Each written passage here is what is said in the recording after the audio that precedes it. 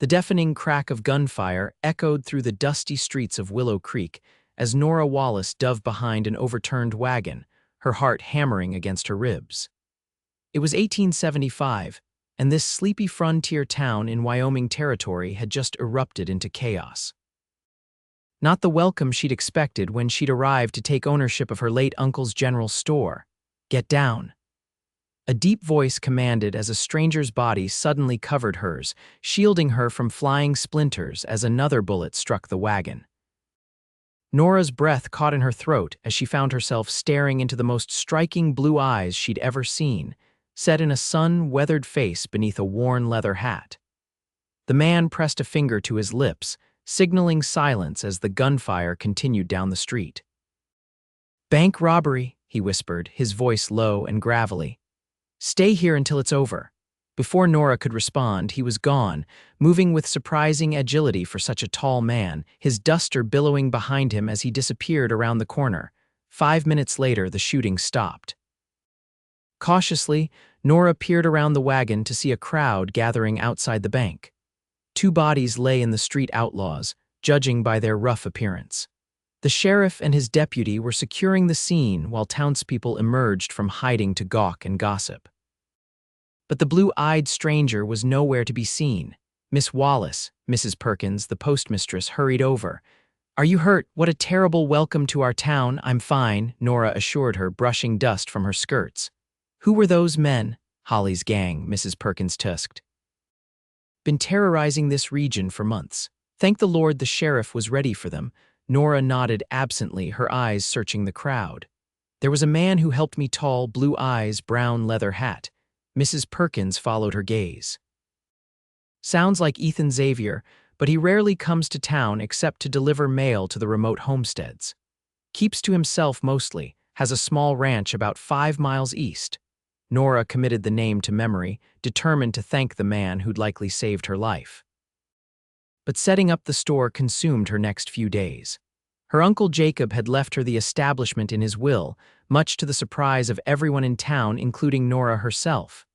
She'd only met her mother's brother twice as a child before he'd headed west seeking fortune. Now, at 23, with both parents gone and prospects limited in Boston, Nora had decided to accept the unexpected inheritance. The store needed substantial work. Dust covered everything, shelves sagged, and inventory was depleted. Nora slept on a small cot in the back room while making the upstairs apartment habitable. Each morning, she rose before dawn to clean and organize before opening for the day's business. On her 4th morning in Willow Creek, Nora discovered a sealed envelope that had been slipped under the store's front door. Her name was written on it in a bold, masculine hand. Inside was a single sheet of paper. "Miss Wallace, I trust you're recovering from your alarming welcome to Willow Creek. The store looks better already with your touch. If you need assistance with the heavy work, Jenkins at the livery stable can recommend reliable help. EX." Nora stared at the note, rereading it several times. Her mysterious rescuer had been watching her, yet hadn't introduced himself. She stepped outside, scanning the quiet street, but saw no sign of Ethan Xavier. Following his advice, Nora visited Jenkins that afternoon and hired 2 young men to repair shelves and move heavy furniture. By week's end, Wallace General Goods was properly open for business, and Nora had established a routine. She was surprised by how quickly the townsfolk accepted her, though she sensed many were simply curious about the Eastern lady running Jacob Wallace's store. A week after finding the first note, another appeared in the same spot. "Miss Wallace, your store is becoming the talk of the town. Mrs. Perkins mentioned you're seeking suppliers for fabric and notions. Thompson's in Cheyenne is reliable but expensive. Try writing to Abernathy's in Denver instead. Their catalog is in the bottom drawer of your uncle's desk, if he kept it where he always did." EX. Nora immediately checked the desk and found the catalog exactly where Ethan had suggested. She ordered a variety of fabrics that same day, wondering all the while how this stranger knew so much about her uncle's business. 2 more weeks passed. The store flourished as Nora's Eastern sensibilities brought order and selection that appealed to the town's residents. She began to feel at home in Willow Creek, making acquaintances if not yet true friends. Each morning she looked for another letter, but none appeared, until one crisp autumn morning when she found an envelope containing a pressed wildflower and a brief note. These grow on the ridge east of town. The view at sunrise is worth the early ride. EX. Nora examined the delicate purple blossom, touched by the gesture. Why didn't this man simply come speak with her in person? His continued absence and mysterious communications both frustrated and intrigued her. That evening, Sheriff Mills stopped by the store as she was closing. "Miss Wallace, settling in well, I hope." "Very well, thank you," Nora replied, securing the cash drawer. "Good to hear. Say, I noticed you asking around town about Ethan Xavier." Nora felt her cheeks warm. "He helped me during the robbery. I only wish to thank him properly." The sheriff nodded slowly. "Xavier's a good man, but he keeps to himself. Came here about 3 years back, bought old Peterson's place, raises horses, does some work for the mail service, fought in the war union side." "You know him well?" Nora asked, trying to sound casual. "Not particularly, few do." The sheriff adjusted his hat. "Just thought I'd mention he lost his wife and daughter to typhoid before coming west. Hit him hard, from what I gather. Folks say that's why he doesn't socialize much." Nora's heart constricted at this revelation. "Thank you for telling me." After the sheriff left, Nora found herself standing at her window, looking eastward where Ethan Xavier's ranch apparently lay. A widower who chose solitude over society, yet he'd gone out of his way to help her, a stranger. The contradiction fascinated her. The next morning, another letter waited. "Miss Wallace, I noticed your store lacks proper shutters for winter storms. Wyoming winters are harsher than Boston's. If you're agreeable, I'll bring materials and tools this Sunday when the store is closed. EX." This time, Nora was determined to meet him. She wrote a quick response. "Mr. Xavier, your assistance would be most welcome. I'll provide lunch as thanks for your help and for saving my life during the robbery. Sunday at 10 o'clock, NW." She asked Jenkins at the livery to deliver her note, but the following day he returned it unopened. "Couldn't find him, Miss Wallace. His ranch hand said he'd ridden out to the northern pastures and wouldn't be back for days." Frustrated, Nora decided to take matters into her own hands. Early Saturday morning, she rented a gentle mare from Jenkins and, following his careful directions, set out for Ethan Xavier's ranch. The ride was longer than she'd anticipated. The terrain grew increasingly rugged as she left town behind, magnificent vistas opening before her as she climbed into rolling hills covered with autumn golden grass. After nearly 2 hours, she crested a rise and saw a modest ranch spread out in the valley below a small cabin with smoke rising from its chimney. A barn, corrals holding several fine-looking horses, and fenced pastures stretching into the distance. As she approached, a dog began barking and a wiry older man emerged from the barn. "Can I help you, madam?" he called, eyeing her with suspicion. "I'm looking for Mr. Xavier," Nora replied, suddenly uncertain about the wisdom of her impulsive journey. "He ain't here," the man said flatly. "I'm Gil Peterson, ranch hand. Who's asking?" "Nora Wallace from the general store in town. Mr. Xavier has been kind enough to offer advice about my business. I wanted to thank him personally." Gil's weathered face softened slightly. "Ah, you're Jacob's niece. He spoke of you." "You knew my uncle?" "Everyone round these parts knew Jacob. Good man." Gil scratched his beard. "Mr. Xavier won't be back till late tonight. He's delivering mail to the northern settlements." Nora's disappointment must have shown on her face because Gil added, "You can leave a message if you like." "Thank you, but I'll speak with him another time." Nora gathered her reins. "Could you tell me, does Mr. Xavier deliver all the mail in this region, most of it to the outlying areas?" "Post office pays him as a contractor. He knows these hills better than anyone, can get through in all weather." Pride colored Gil's voice. "Best horseman I've seen in 40 years out west." Nora thanked him and began the long ride back to town, contemplating this new information. Ethan Xavier wasn't just a reclusive rancher, he was the mail carrier for the region, which explained how her mysterious letters appeared so regularly. Sunday morning dawned clear and cool. Nora rose early, swept the store, and baked fresh bread and apple pie. By 9:30, she changed into a simple blue dress and waited anxiously for her visitor. 10 o'clock came and went with no sign of Ethan Xavier. By 11, Nora began to think he wouldn't appear. Just as disappointment settled heavily in her chest, she heard the sound of a wagon approaching. From her window, she watched a tall figure in a familiar leather hat pull a loaded wagon to a halt outside her store. Nora smoothed her skirts and opened the door before he could knock. "Mr. Xavier," she said, finding herself suddenly breathless. He removed his hat, revealing thick dark hair touched with silver at the temples. Those remarkable blue eyes studied her with a wariness that contrasted with the gentle curve of his lips. "Miss Wallace," he said, his deep voice even more appealing than she remembered. "I've brought lumber and tools for your shutters. Please come in." Nora stepped aside. "I've prepared lunch to thank you." A flicker of hesitation crossed his face. "That wasn't necessary. I insist." She met his gaze directly. "It's the least I can do after all your helpful letters." Something changed in his expression, surprise, perhaps, or embarrassment at being confronted so directly about his notes. For a moment, Nora thought he might turn and leave. Instead, he nodded once and followed her inside.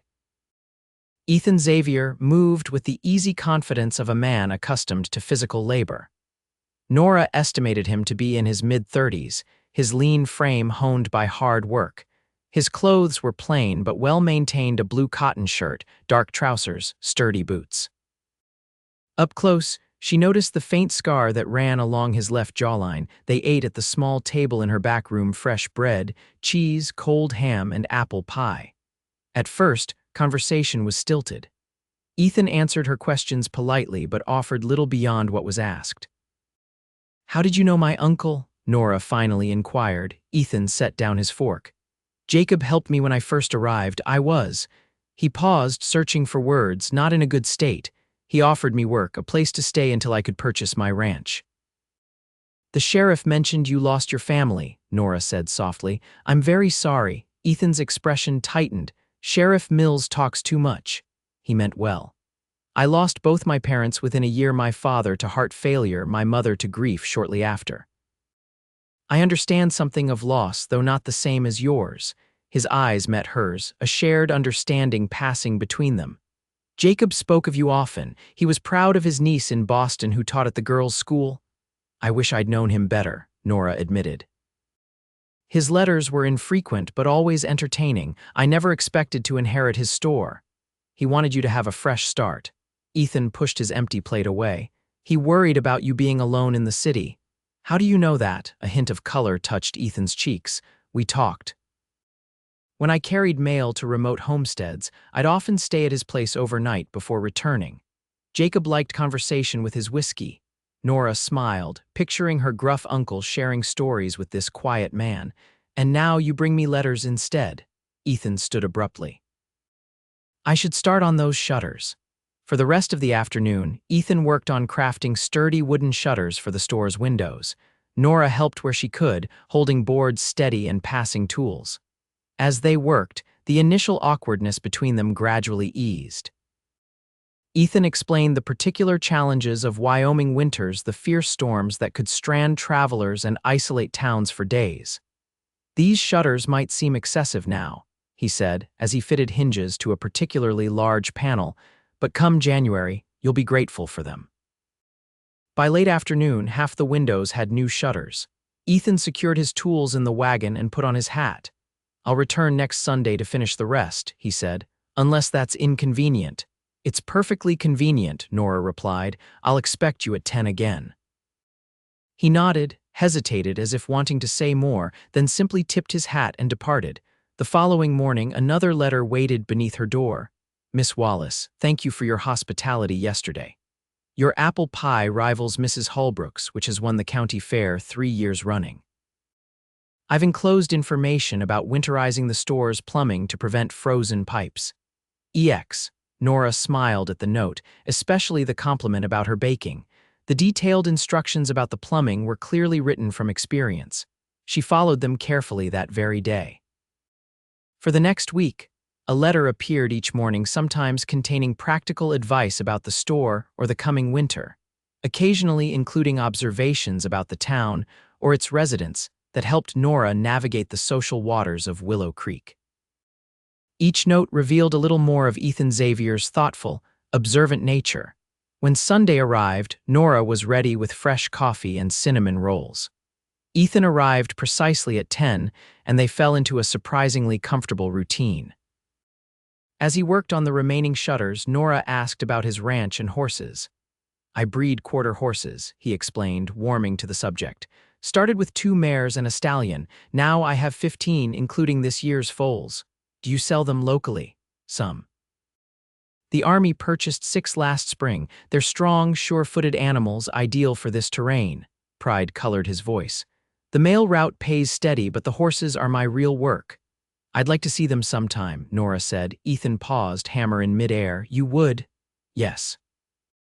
I visited your ranch last Saturday, but you were away." The hammer lowered slowly. "You rode all that way alone." "I'm a capable rider, Mr. Xavier." "It's not your ability I question, but your safety. These hills harbor dangers, steep ravines, wild animals, occasionally desperate men." "Like the Hollies gang?" Nora asked, "among others." His brow furrowed. "Next time, please ask me to escort you." "Will there be a next time?" Nora challenged, holding his gaze. Ethan returned to his work, driving a nail with perhaps more force than necessary. "If you wish to see the horses, I could bring you next Saturday. We'd return before dark." "I would like that very much." They completed the shutters by late afternoon. As Ethan was preparing to leave, Nora handed him a small package. "What's this?" he asked. "Apple pie for your journey home." A ghost of a smile touched his lips. "Thank you, Miss Wallace." "Nora," she corrected. "Please call me Nora," he nodded. "Nora." The way he said her name sent an unexpected warmth through her. "Until Saturday, then." The week passed with a letter each morning, some brief, others more detailed. Nora found herself eagerly anticipating them, rushing downstairs at dawn to retrieve the day's message. Each note offered another glimpse into Ethan's character and mind. Friday's letter was different. "Nora, I'll arrive at 8 tomorrow morning. The ride to my ranch takes nearly 2 hours. Dress warmly, and practically the weather may turn quickly this time of year. I look forward to showing you the horses." Ethan, it was the first time he'd signed with just his first name, a small detail that made Nora smile. Saturday dawned clear but cool. Nora dressed in her most practical riding outfit, a divided skirt that allowed her to ride astride rather than side saddle, a warm jacket, and sturdy boots. She'd barely finished breakfast when she heard hoofbeats outside. Ethan waited astride a magnificent black gelding, leading a gentle-looking bay mare. He dismounted smoothly and removed his hat as Nora approached. "Good morning," she greeted him, trying to ignore how her heart quickened at the sight of him. "Morning." His eyes took in her practical attire with approval. "Ready for a ride?" The journey to Ethan's ranch was pleasant. The morning air was crisp, the autumn colors brilliant against the vast blue sky. Ethan proved to be a knowledgeable guide, pointing out landmarks and sharing stories about the region. He seemed more relaxed away from town, his usual reserve softening as they rode side by side. "How did you learn so much about this area in just 3 years?" Nora asked as they stopped to rest the horses at a stream. "Maps, talking to old-timers, exploring every chance I got." Ethan shrugged. "The mail routes take me to the most remote places. I've seen more of this territory than most who have lived here decades." "Do you enjoy the solitude?" Ethan was quiet for a moment, watching the water flow over stones. "I used to need it," he finally said. "After Caroline and Alice died, being around people was unbearable. Their grief, their pity. Out here, with just the sky and the land, I could breathe again." Nora's heart ached for him. "And now," his blue eyes met hers, "now I find I miss certain conversations." They continued riding, cresting a hill that revealed the valley where Ethan's ranch nestled. From this vantage point, Nora could appreciate the careful planning of the property, the sturdy cabin positioned to catch morning sun but sheltered from prevailing winds, the barn and corrals arranged for efficient work, the pastures sectioned by purpose. "It's beautiful," she said sincerely. "It's not much compared to Eastern standards," Ethan replied, "but it suits me." "No, it's perfect," Nora insisted. "You've created something wonderful here." A pleased expression crossed Ethan's face before he nudged his horse forward. "Come meet my horses, they're the real accomplishment." The next few hours passed quickly as Ethan showed Nora around his ranch. His pride in his horses was evident as he introduced each animal, explaining bloodlines and characteristics. In the corral, a mare and her foal approached the fence, curious about visitors. "That's Starlight and her colt, Thunder," Ethan said, producing an apple from his pocket. The mare took it delicately from his palm. "Gentlest disposition but still spirited, she's produced 3 excellent foals." Gil prepared a simple but hearty lunch, eyeing Nora with undisguised curiosity throughout the meal. Afterward, Ethan suggested they ride to the ridge he'd mentioned in his earlier note, the one with wildflowers and a view. The climb was steep in places, but Nora's mare was sure-footed. When they reached the top, Nora gasped at the panorama before her rolling hills stretching to distant mountains, the vastness of the Wyoming landscape revealed in all its rugged glory. "Now I understand why you love it here," she said, dismounting to better appreciate the view. Ethan tied their horses to a small tree and joined her at the edge of the ridge. "It has a way of putting things in perspective. Your wife and daughter, would they have liked it here?" Nora asked gently. Pain flickered across Ethan's face, but he didn't withdraw. "Caroline would have found it too remote, I think. She was a city woman, loved Boston's society and culture, but Alice—" A smile touched his lips. "Alice would have loved the horses. She was fearless, even at 5. You must miss them terribly." "Every day," Ethan's voice was low.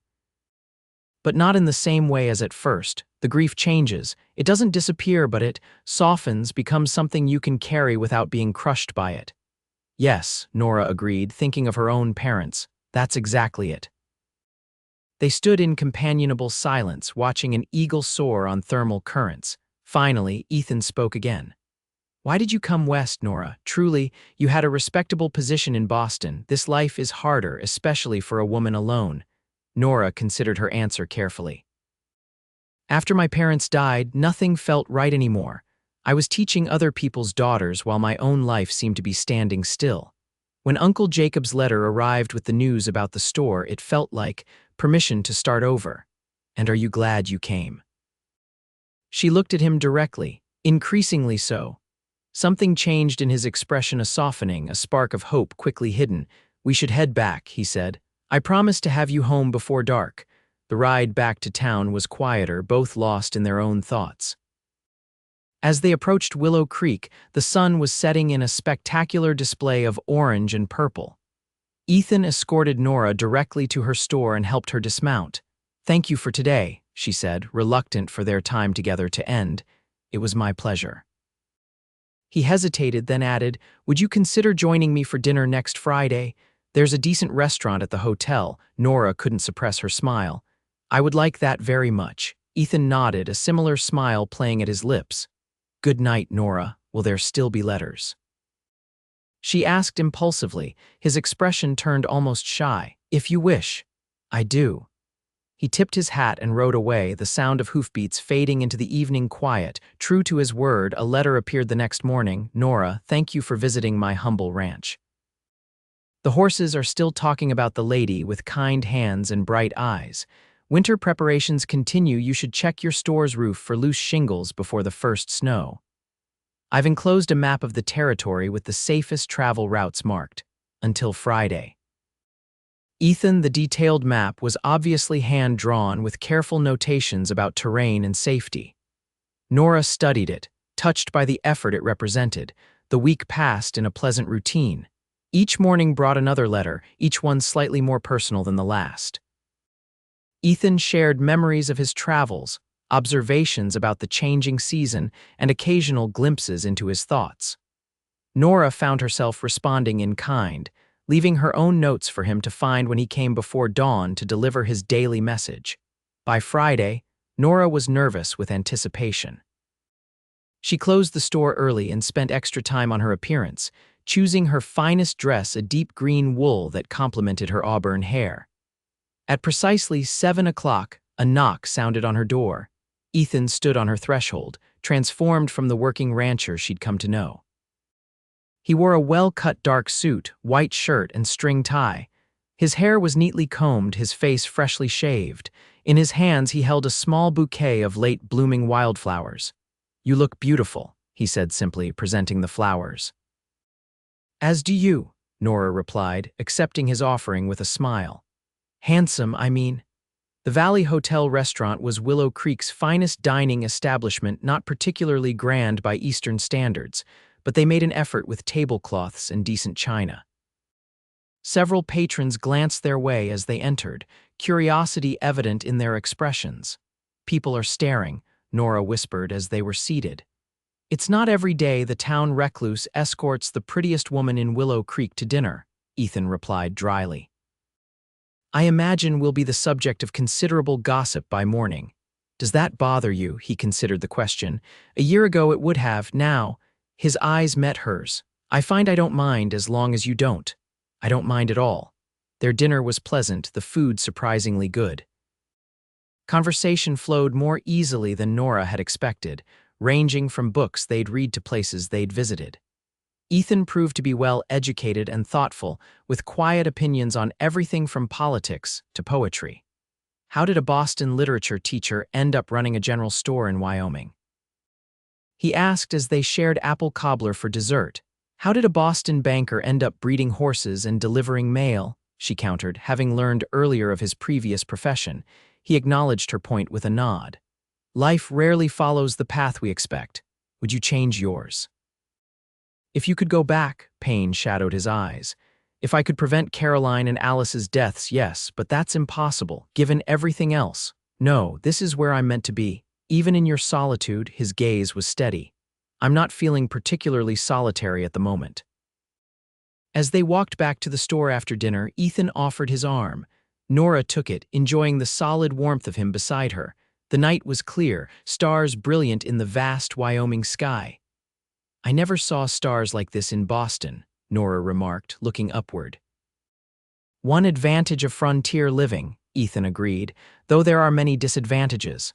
Such as limited society, fewer cultural opportunities, greater dangers, he glanced at her.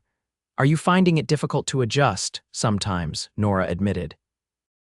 I miss certain comforts, certain conveniences, but there's a freedom here I never experienced in Boston. A chance to define myself by my own efforts rather than by social expectations. They reached her store, pausing at the door. Ethan turned to face her, his expression serious in the moonlight. Nora, I want to be honest with you. When I began leaving those letters, I had no intention of pursuing anything beyond. Friendship, I suppose. I've been content in my solitude, or at least I convinced myself I was. And now, Nora asked softly, now I find myself thinking of you constantly. Planning what to write in my next letter, looking forward to seeing you again. He took a deep breath. It's been a long time since I've felt this way. It's both welcome and terrifying. Nora's heart beat faster. I understand completely. Do you? His voice was barely audible. Yes. She gathered her courage. Your letters have become the highlight of my days. Our conversations make me feel understood in a way I haven't experienced before. I came west seeking a new beginning, Ethan. I never expected that beginning would include you. He reached out slowly, giving her time to withdraw if she wished, and touched her cheek with gentle fingers. I'm still carrying grief, Nora. I probably always will. That's something you should consider. We all carry something, she replied. Grief, regret, fear. The question is whether we carry it alone. Ethan's eyes darkened. He leaned forward and kissed her a tender, questioning kiss that asked rather than demanded. Nora responded with equal tenderness, her hand resting lightly on his chest where she could feel his heartbeat. When they separated, Ethan's expression was one of wonder mixed with uncertainty. I should go, he said reluctantly, but I'll see you tomorrow, perhaps a ride if the weather holds. I'd like that, Nora agreed, still feeling the warmth of his kiss. He squeezed her hand gently. Good night, Nora. Good night, Ethan. The next morning, Nora woke to the sound of rain pounding on the roof. Disappointment washed over her at the realization that their planned ride would be impossible in such weather. Still, she hurried downstairs, hoping for one of Ethan's letters. Instead, she found Ethan himself, dripping wet on her doorstep. You're soaked, she exclaimed, pulling him inside. It started just as I reached town, he explained, removing his dripping hat. I'm sorry about our ride. Don't be ridiculous. Come warm yourself by the stove while I make coffee. Soon they were sitting at her small table, steam rising from their cups. Outside, the rain continued relentlessly, turning Willow Creek's main street into a muddy river. "I'd offer to help with the store today," Ethan said, "but I doubt you'll have many customers in this weather." "Probably not," Nora agreed. "Though Mrs. Perkins will brave anything if she thinks there's news to be had," Ethan laughed, the sound warming Nora more than the coffee. "And our dinner last night certainly qualifies as news." They spent the morning talking, more at ease with each other than ever before. Ethan told her about his childhood in Massachusetts, his years at Harvard, his career in banking that had felt increasingly hollow until tragedy gave him perspective. Nora shared stories of her strict father, her gentle mother, her years teaching at Miss Porter's school for young ladies. "I was engaged once," she confessed, surprising herself with the admission. "To a colleague of my father's, a professor of mathematics. Robert was kind, intelligent, stable." "What happened?" Ethan asked. He wanted a traditional wife, someone to keep his home, bear his children, support his career, all perfectly reasonable desires. Nora stared into her cup. "But when I imagined that life stretching before me for decades, I felt suffocated. When I ended our engagement, my parents were devastated. My father never really forgave me." "You wanted something more," Ethan observed, "or something different, a chance to discover who I might become outside of others' expectations." Ethan nodded thoughtfully. "And have you discovered who you might become?" Nora considered the question. "I'm still discovering, but I know I don't regret my decision either to end my engagement or to come west." By afternoon, the rain had slowed to a drizzle. Ethan reluctantly said he needed to return to the ranch to check on his horses after the storm. "Will you come to church tomorrow?" Nora asked as he prepared to leave. Ethan hesitated. "I haven't attended services since arriving in Willow Creek. Pastor Miller is quite good," Nora encouraged. "And afterward we could have lunch here." "Attending church together is a statement in a small town," Ethan warned. "People will assume." "Let them assume," Nora said boldly. "Unless you'd rather not be associated with the Eastern shopkeeper." His expression softened. "That's hardly my concern." He took her hand. "Very well, I'll attend services tomorrow, for you." True to his word, Ethan appeared at Nora's door Sunday morning, dressed in his good suit. Together they walked to the small white church at the end of Main Street, aware of curious glances from other churchgoers. Pastor Miller's sermon focused on renewal and second chances, a message that seemed particularly fitting. Throughout the service, Nora was acutely conscious of Ethan beside her, his deep voice joining the hymns, his shoulder occasionally brushing hers. After church, several townspeople approached to greet them. Mrs. Perkins was particularly effusive, her eyes bright with curiosity. "Mr. Xavier, what a delightful surprise to see you in church, and escorting our dear Miss Wallace, no less." "Miss Wallace has been kind enough to tolerate my company," Ethan replied politely. "How wonderful," Mrs. Perkins gushed. "You know, we're having a harvest social next Saturday at the schoolhouse. The whole town attends. You both simply must come." Before either could respond, Sheriff Mills joined them. "Xavier, good to see you. Say, could I have a word? There's been reports of riders near the Collins place might be Holly's gang remnants." Ethan excused himself to speak with the sheriff while Mrs. Perkins turned her full attention to Nora. "My dear, he's quite handsome, isn't he? A bit older, of course, but established, and that ranch of his is said to be quite profitable." She lowered her voice. "There were several young ladies who tried to catch his eye when he first arrived, but he showed no interest whatsoever." "You must have special qualities indeed." Nora maintained her composure with effort. "Mr. Xavier and I are friends, Mrs. Perkins. We enjoy each other's company." "Of course, dear," the postmistress replied with a knowing smile. "Just friends, how lovely." When Ethan returned, his expression was serious. "I need to speak with some of the northern ranchers about these reports. I'll escort you home first." They walked back to the store in thoughtful silence. At her door, Ethan took both her hands in his.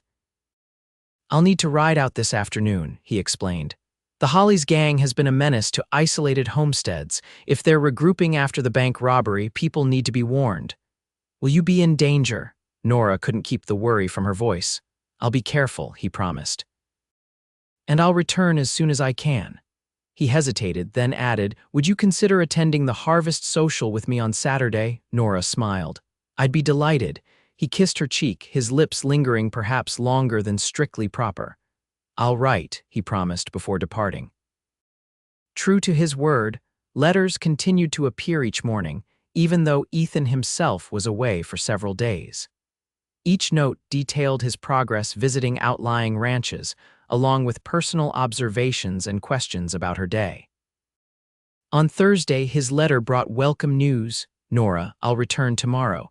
The reports were exaggerated, just some cowboys passing through, not the Holly's gang. "Still, the homesteaders are more alert now, which is never a bad thing. I've missed our conversations. I find myself composing letters to you in my head throughout the day. Until tomorrow." Ethan. Nora reread the letter several times, finding new meaning in each careful phrase. She was falling in love with Ethan Xavier, had perhaps already fallen, and the realization was both exhilarating and frightening. Friday brought Ethan back to Willow Creek. He appeared at the store in the late afternoon, trail dust still clinging to his clothes but a bright smile lighting his face when he saw her. "Welcome back," Nora said, stepping into his embrace without hesitation. "It's good to be back," he murmured against her hair. They spent the evening planning for the harvest social. Nora found herself looking forward to the event with an excitement she hadn't felt in years. The prospect of attending as Ethan's acknowledged companion made the simple country gathering seem momentous. Saturday night arrived clear and cool. Ethan collected Nora in his wagon, his appreciative gaze warming her as she appeared in her best dress, a rich burgundy with delicate lace at the collar and cuffs. He himself was handsome in his dark suit, his hair neatly combed, his blue eyes bright with anticipation. The schoolhouse had been transformed with autumn decorations, dried corn stalks, pumpkins, colorful leaves arranged artfully around the room. Nearly everyone in Willow Creek and the surrounding area had turned out for the event. A small group of musicians played lively tunes while children darted between groups of chatting adults. "Miss Wallace, Mr. Xavier," Mrs. Perkins hurried over as soon as they entered. "How wonderful to see you both. Come, let me introduce you to some folks you might not have met yet." For the next hour, they circulated among various groups. Nora was surprised by how easily Ethan conversed with people he'd apparently avoided for years. When she mentioned this during a quiet moment, he smiled ruefully. "I'm making an effort," he admitted. "For you, just for me, partly." He considered his next words carefully, "And partly for myself. I've hidden away too long." When the musicians struck up a waltz, Ethan turned to her with a slight bow. "May I have this dance, Miss Wallace?" "You may, Mr. Xavier," she replied, placing her hand in his. Ethan proved to be an excellent dancer, guiding her smoothly around the floor. Nora was acutely conscious of his hand at her waist, the subtle scent of his shaving soap, the warmth in his eyes as he gazed down at her. "People are watching us," she whispered. "Let them," he replied. "I'm dancing with the most beautiful woman in Wyoming territory. I want everyone to see." The evening continued with more dancing, delicious homemade food, and lively conversation.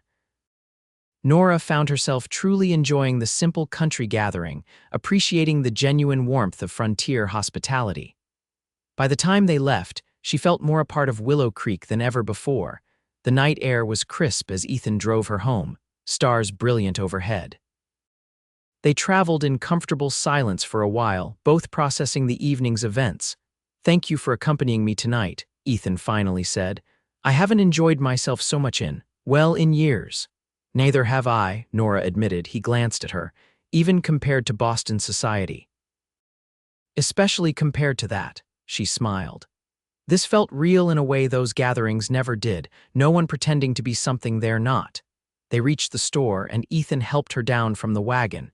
Instead of saying goodnight at the door as usual, Nora invited him inside for coffee. In the warm light of her lamp, they sat close together on her small sofa. Ethan took her hand, his expression serious. "Nora, I need to tell you something." Her heart skipped. "Yes. When I lost Caroline and Alice, I thought I'd never feel happiness again. I came west to escape the memories, to find a place where every street corner, every face didn't remind me of what I'd lost." He squeezed her hand gently. I never expected to find someone who would make me want to build a new life. Ethan, please let me finish. I know we've only known each other a short time. I know there are differences between us, my ranch, your store, your Eastern background, my preference for solitude, but none of that seems to matter when I'm with you. He took a deep breath. I'm in love with you, Nora Wallace. I probably have been since the day I found you hiding behind that wagon during the bank robbery. Joy flooded through Nora. I love you too, Ethan. I didn't come west looking for love, but I found it anyway in your letters, in your kindness, in the way you see me for who I truly am. Ethan's face transformed with hope and happiness. He cupped her cheek tenderly. May I kiss you, Nora, please, she whispered. This kiss was different from their first, deeper, more certain, full of promise and longing. When they finally parted, both were breathless. I should go, Ethan said reluctantly. Before I forget myself completely, Nora nodded, though part of her wished he would stay. Will I see you tomorrow? Wild horses couldn't keep me away. He kissed her once more, briefly but tenderly, before departing. The next morning, Nora woke to find a letter waiting, but this one had been slipped under her bedroom door, not the store entrance. My dearest Nora, as I write this, I'm sitting on my porch watching the sunrise and thinking of you. Last night was one of the happiest of my life. Saying I love you felt like finally speaking a truth my heart has known for weeks. I ride into town each day just to leave you these letters, just to imagine your smile as you read them. Now I find myself imagining a future where I don't have to leave after delivering them, where your smile greets me each morning and evening. Is that a future you might consider? With all my heart, Ethan. Tears of happiness blurred Nora's vision as she read the note.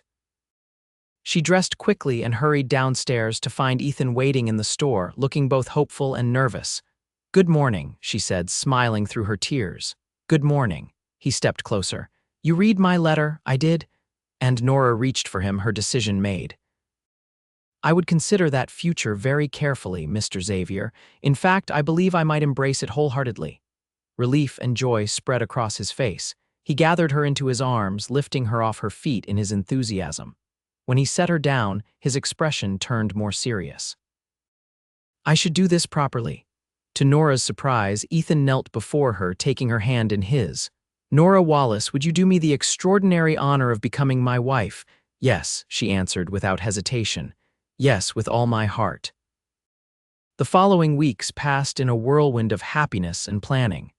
They decided on a Christmas wedding, giving them time to make necessary arrangements.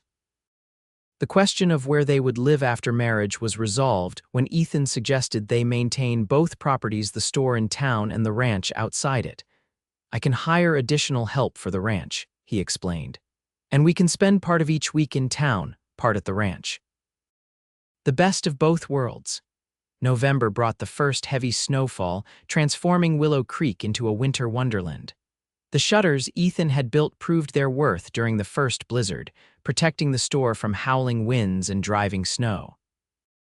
Throughout the storm, Ethan stayed in town, using the opportunity to make further improvements to the store while Nora worked on wedding preparations. As December arrived, excitement grew throughout Willow Creek. The marriage of the Eastern shopkeeper and the reclusive rancher had become the town's favorite topic of conversation. Mrs. Perkins took particular pride in the match, telling anyone who would listen that she had seen it coming from the start. The wedding day dawned clear and cold, the world outside sparkling with fresh snow. The small church was decorated with evergreen boughs and red ribbons for the Christmas season. Nearly everyone in Willow Creek attended, along with ranchers and homesteaders from miles around who had come to know Ethan through his mail deliveries. Nora wore a gown of ivory silk she had ordered from Denver, with a lace veil her mother had worn at her own wedding. As she walked down the aisle alone, her eyes fixed on Ethan waiting at the altar, she knew with absolute certainty that this was where she was meant to be. Ethan watched her approach, love and wonder evident in his expression. When she reached him, he took her hands in his voice steady as he spoke his vows. Nora responded in kind, her heart too full for tears. I now pronounce you husband and wife, Pastor Miller declared. You may kiss your bride. Their kiss sealed a promise that had begun with secret letters, and blossomed into a love neither had expected to find. The celebration afterward at the hotel was joyous, with music, dancing, and enough food to feed the entire county. As evening fell, Ethan led Nora away from the festivities and helped her into his waiting sleigh, now decorated with ribbons and bells. "Ready to go home, Mrs. Xavier?" he asked, tucking warm blankets around her. "Home," Nora repeated, savoring the word. "Yes, I'm ready." The sleigh slipped away into the gathering darkness, bells jingling merrily as they headed toward the ranch that would now be their primary home. Snow began to fall again, soft flakes drifting down from the vast Wyoming sky. "I have something for you," Ethan said as they traveled, reaching into his coat pocket. He handed her a small package wrapped in brown paper. Inside, Nora found a leather-bound journal. Opening it, she discovered page after page of Ethan's handwriting, all the letters he had written her, copied carefully into a permanent record of their courtship. "Ethan, it's perfect," she whispered, deeply touched by the gift. "I thought you might want to keep them," he said. "And perhaps someday our children might read them and understand how their parents found each other." "Our children," Nora repeated, the concept both thrilling and overwhelming. Ethan smiled, drawing her closer against the cold. "If we're blessed with them." They continued through the snowy night, the path illuminated by lantern light. Ahead lay their ranch, their home, and all the possibilities of their future together. "I rode into town each day just to leave you those letters," Ethan mused. "Now I get to bring you home instead." "The better ending by far," Nora replied, resting her head on his shoulder as the sleigh carried them toward home. Spring arrived in Wyoming territory with its usual drama-fear storms, followed by days of brilliant sunshine, the land gradually greening as wildflowers began to appear on the hillsides. For Nora and Ethan Xavier, the changing season marked nearly 6 months of marriage, a period of adjustment and deep happiness.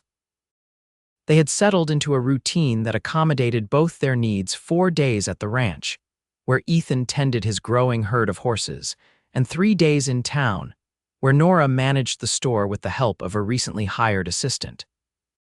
The arrangement worked well, allowing Nora to maintain her independence while building their life together. On a particularly fine April morning, Nora stood on the ranch house porch, watching Ethan work with a spirited young colt in the corral. His patience with the animal was remarkable, firm but gentle, insistent but never harsh. The same qualities, she reflected with a smile, that he brought to their marriage. Their first months together had not been without challenges. Nora had needed to adapt to ranch life: the isolation, the physical demands, the constant awareness of weather and its impact on daily activities. Ethan, in turn, had adjusted to sharing his carefully ordered existence with someone whose Eastern sensibilities sometimes clashed with frontier practicalities. But these adjustments had strengthened, rather than weakened, their bond. Each compromise, each moment of understanding, deepened their connection and confirmed the rightness of their choice. Ethan finished his training session and approached the house, his expression brightening as he spotted Nora waiting. Even now, after months of marriage, the sight of him still quickened her pulse, his tall figure moving with easy grace, his face weathered by sun and wind but handsome in its strength and character. "Successful morning," she called as he reached the porch. "Very." He removed his hat, running a hand through hair now damp with effort. "That colt has potential. Captain Brooks from Fort Laramie is visiting next week to see him and 2 others. The Army contract would be wonderful," Nora agreed. Ethan drew her into his arms for a kiss, heedless of the dust and horse smell clinging to his clothes. When they parted, he studied her face with a slight frown. "You're pale. Are you feeling unwell again?" Nora hesitated. She had been experiencing morning sickness for nearly 2 weeks, but had hesitated to share her suspicions until she was certain. Now, looking at his concerned expression, she decided it was time. "I'm not ill, Ethan, at least not in the way you're thinking."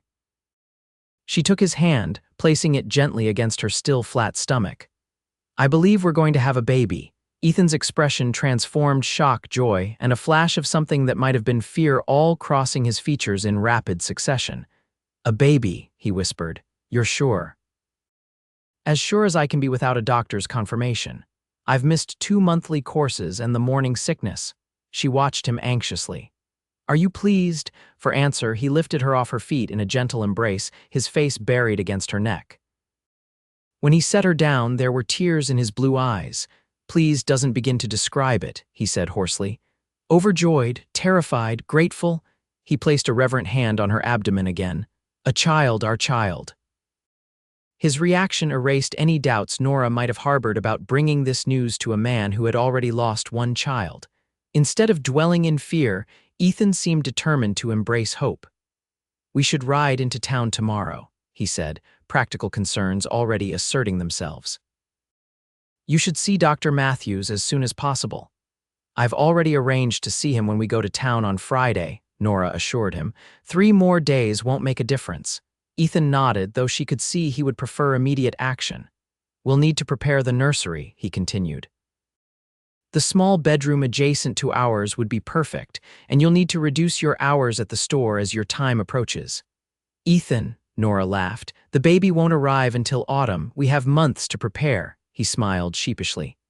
I suppose I'm getting ahead of myself. It's endearing, she assured him, touching his cheek, and I love you for it. That evening they sat together on the porch swing, watching the sunset paint the western sky in spectacular colors. Ethan had been quiet since dinner, his thoughts clearly occupied with the day's revelation. What are you thinking about so intently? Nora finally asked. He was silent for a moment longer before answering. About Alice, about how she died so suddenly, one day playing in the garden, the next burning with fever, and 3 days later gone. His voice was steady but tinged with old grief. I wonder sometimes if that's why I came west, not just to escape memories, but to escape the fear of loving that deeply again. Nora squeezed his hand. And now I realize you can't escape that fear by running from love. You can only face it by embracing love despite the fear. He turned to look at her directly. I'm afraid, Nora, afraid of the dangers of childbirth, afraid of all the things that can go wrong in this harsh country, but I refuse to let that fear steal my joy in our child, in our future. That's all any of us can do, Nora said softly. Live fully despite our fears. They sat in companionable silence as stars appeared in the darkening sky, each contemplating the new life growing within Nora, and all it represented: hope, renewal, continuity. Eventually, Ethan spoke again. I'd like to write the baby letters, he said. Like the ones I wrote to you, letters they can read someday to know how much they were wanted, how much they were loved even before they arrived. Tears pricked Nora's eyes at this tender suggestion. I think that's a wonderful idea. I'll start tomorrow, Ethan decided. And I'll keep writing them as our child grows, marking milestones, sharing thoughts too complex for a young mind but important for the person they'll become. Nora leaned against his shoulder, content in this moment of shared anticipation. Our child will have the finest collection of letters in Wyoming territory. Second finest, Ethan corrected with a smile. Your collection will always be the most special. The following months passed in a blur of activity and preparation. Dr. Matthews confirmed Nora's pregnancy and set a likely date in late October for the birth. As summer arrived, bringing intense heat to the Wyoming plains, Nora's condition became increasingly visible. Her body changed daily, it seemed, as their child grew within her. Ethan was attentive to the point of hovering, constantly concerned about her comfort and well-being. He insisted on hiring more help at both the ranch and store, ensuring Nora wouldn't overtax herself. His protective instincts, while occasionally frustrating, were ultimately endearing. True to his word, he began writing letters to their unborn child, thoughtful reflections on parenthood, memories of his own childhood, hopes for their future. Each letter was carefully dated and stored in a wooden box he had crafted specifically for this purpose. On a warm August evening, as they sat together in their favorite spot on the porch, Nora felt the baby move for the first time, a distinctive flutter that made her gasp in surprise and delight. What is it? Ethan asked, immediately alert. The baby, Nora whispered, placing his hand where she had felt the movement. I felt it move. For several minutes they waited, hands joined over the swell of her abdomen, hoping for another sign. Just as Ethan was beginning to look disappointed, there it was again, a definite nudge against their palms. "There," Nora exclaimed. Ethan's face reflected wonder and awe. "Hello, little one," he said softly to her belly. "We're your parents and we're very eager to meet you." As autumn approached, they made final preparations for the baby's arrival. The nursery was ready, painted a cheerful yellow with handcrafted furniture Ethan had made himself. A cradle stood beside their bed for the baby's first months. Tiny garments were washed and folded in anticipation. Nora's time in town decreased as her pregnancy advanced. By October, she was staying primarily at the ranch, making only occasional visits to the store to check on her assistant's management. The coming of their child had shifted her priorities in ways she hadn't anticipated but deeply appreciated. On a crisp October morning, with golden leaves drifting from the aspens and a hint of snow in the air, Nora's labor began. Ethan sent Gil riding hard for town to fetch Dr. Matthews while he stayed at Nora's side, his calm presence belying the anxiety she knew he felt. The labor progressed steadily through the day and into the night. Dr. Matthews arrived by mid-afternoon, offering reassurance that everything was proceeding normally. As darkness fell, Nora's pains intensified. Ethan never left her side, supporting her through each contraction, wiping her brow, murmuring encouragement. Just before midnight, their daughter entered the world with a lusty cry that brought tears to both parents' eyes. "Doctor." Matthews cleaned and swaddled the infant before placing her in Nora's arms. "She's perfect," Nora whispered, counting tiny fingers and toes, marveling at the delicate features and shock of dark hair. Ethan sat on the edge of the bed, one arm around Nora, the other hand gently touching their daughter's cheek. "She's beautiful," he agreed, his voice thick with emotion, "like her mother." They had already decided on a name if the baby was a girl, Clara, after Nora's mother. Clara Grace Xavier, a new life born from love that had begun with secret letters and blossomed against all expectations. As dawn broke over the Wyoming horizon, Nora dozed with Clara nestled against her. Ethan sat nearby, watching over his family, a sheet of paper on his lap as he composed yet another letter, this one documenting the miracle of his daughter's birth and the overwhelming love he felt for both his girls.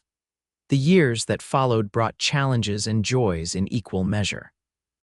The ranch prospered, Ethan's horses becoming known throughout the territory for their quality and training. The store in town continued to thrive under Nora's occasional guidance and her assistant's capable day-to-day management. Clara grew into a spirited, intelligent child with her father's blue eyes and her mother's determined nature.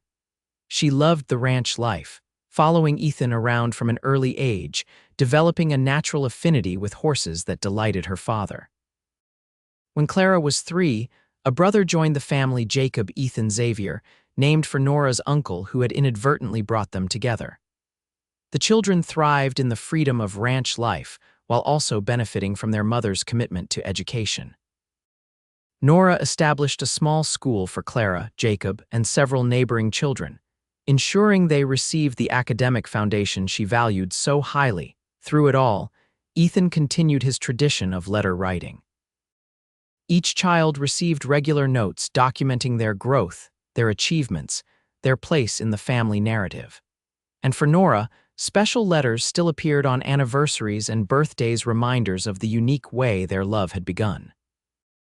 On their 10th wedding anniversary, they returned to the ridge where Ethan had once taken Nora to see the view.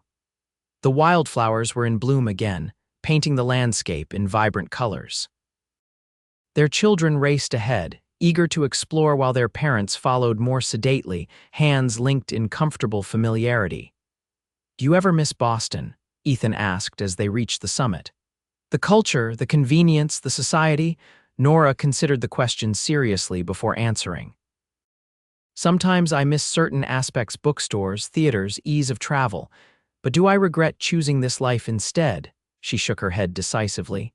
"Not for a moment." Ethan squeezed her hand. 10 years ago, I rode into town just to leave you a letter. I never imagined where that simple act would lead. To the best kind of adventure," Nora replied, leaning against his shoulder as they watched their children gather wildflowers in the distance. one that continues every day. Together they stood in the golden Wyoming sunshine, surrounded by the beauty of the land they'd both come to love. Blessed by the family, they'd created a family born from loss and hope, from courage and second chances, from a cowboy who rode into town each day just to leave secret letters for a woman who would become the center of his world.